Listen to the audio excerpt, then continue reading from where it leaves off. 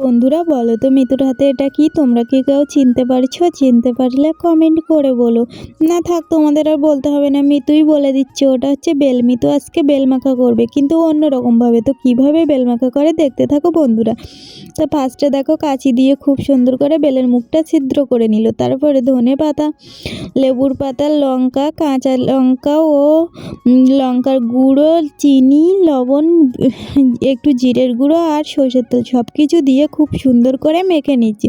মেখে নেওয়ার পরে রেডি হয়ে যাবে আমার বেল মাখা। তো যাই হোক, হ্যালো এভরিওয়ান, তোমরা সবাই কেমন আছো? আশা করি অনেক অনেক ভালো আছো। আমিও ভালো আছি। আমি তোমাদের সবার পছন্দের মিতু।